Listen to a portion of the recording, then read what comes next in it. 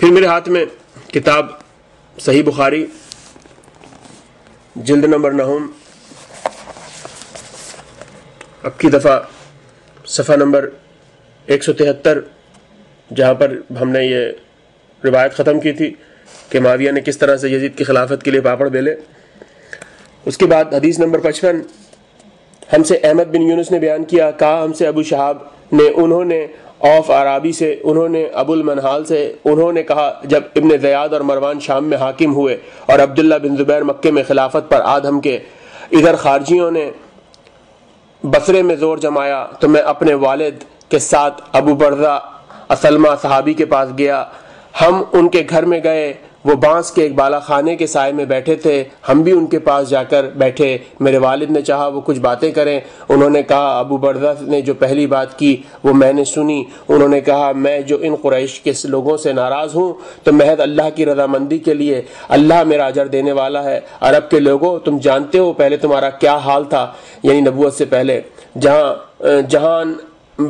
جہان بھر کے ذلیل خدائی خوار تمہارا کیا شمار گمراہی میں گرفتار، پھر اللہ تعالیٰ نے اسلام کے طفیل سے اور اپنے پیغمبر برحق محمد مصطفیٰ صلی اللہ علیہ وآلہ وسلم کے صدقے سے تم کو اس بری حالت سے نجات دی، یہاں تک کہ تم اس مرتبے کو پہنچے، دنیا کے حاکم اور سردار بن گئے، پھر اس دنیا نے تم کو خراب کر دیا۔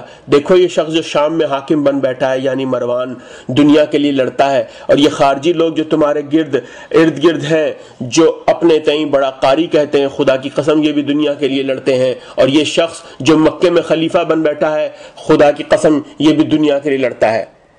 یہ ابن زیاد مردود وہی ہے جو امام حسین سے لڑنے آیا تھا اور جس کے لشکر والوں نے امام حسین کو شہید کیا۔ یزید نے اس کو بصرے کا حاکم کیا۔ یہ زیاد بن ابی سفیان کا بیٹا تھا، یعنی یزید کا چچا بھائی بقول شخص۔ جب یزید ملعون فی النار ہوا تو بصرے والوں نے 15 روز کے لیے اس سے کہا تم ہی حاکم رہو یہاں تک کہ کوئی خلیفہ مقرر ہو۔ اس کے بعد خلافت کے کئی ٹکڑے ہو گئے۔ عبداللہ بن زبیر مکے میں خلیفہ ہوئے اور بصرے میں خوارج کا زور ہوا تو ابن زیاد بصرے سے بھاگ کر شام میں چلا گیا، مروان سے جا کر مل گیا۔ مروان عبداللہ بن زبیر سے بیعت کرنا چاہتا تھا لیکن اس نے منع کیا اور مروان کو خلیفہ بنایا۔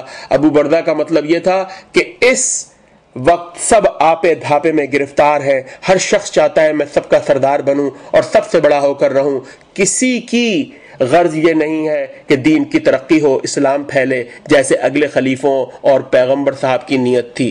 باپ کا مطلب اس سے یہ نکلا کہ مروان یا خوارج یا عبداللہ بن زبیر لوگوں سے تو یہ کہتے تھے کہ ہم دین کے لیے لڑتے ہیں، در پردہ طلب دنیا کی نیت تھی، تو جیسا لوگوں کے سامنے کہتے تھے اس کے خلاف نیت رکھتے تھے۔ اب آپ خود سوچئے اور اس پر غور کیجئے ان چیزوں پر۔ اب میں آپ کے سامنے مزید دوسری آپ کو روایت پیش کرتا ہوں۔ اب آئیے آپ کے سامنے یہ صحیح بخاری پھر جلد نمبر 4 میں، شاید پڑھی نہ جا رہی ہو یہاں پر۔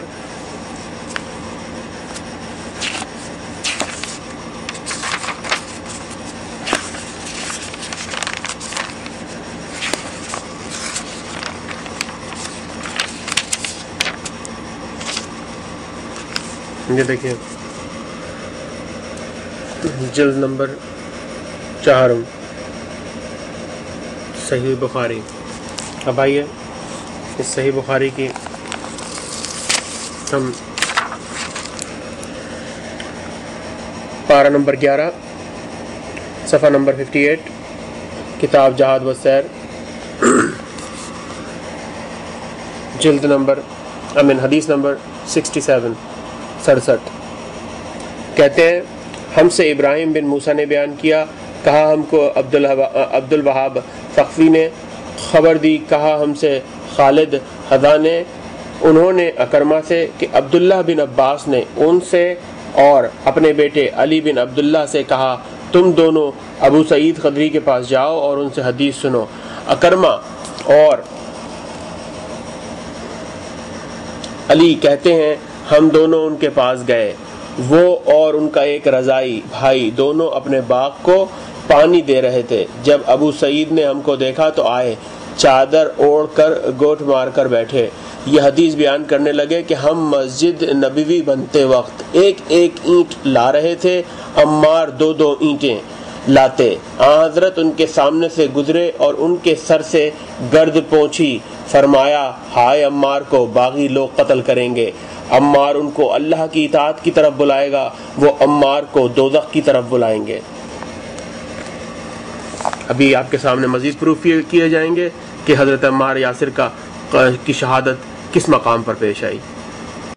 جی اب میرے سامنے یہ تاریخ ابن خلدون موجود ہے، اس کی جلد اول دوئم، رسول اور خلفائے رسول، خلافت معاویہ اور آل مروان۔ یہ میں اس کتاب کو کھول رہا ہوں، تاریخ ابن خلدون، پیج نمبر 525، رسول اور خلفائے رسول صلی اللہ علیہ وآلہ وسلم۔ حضرت عمار کی شہادت۔ عمار نے پکار کر کہا، اے عمرو، تف ہو تجھ پر، تو نے اپنے دین کو مصر کے عوض فروخت کر ڈالا۔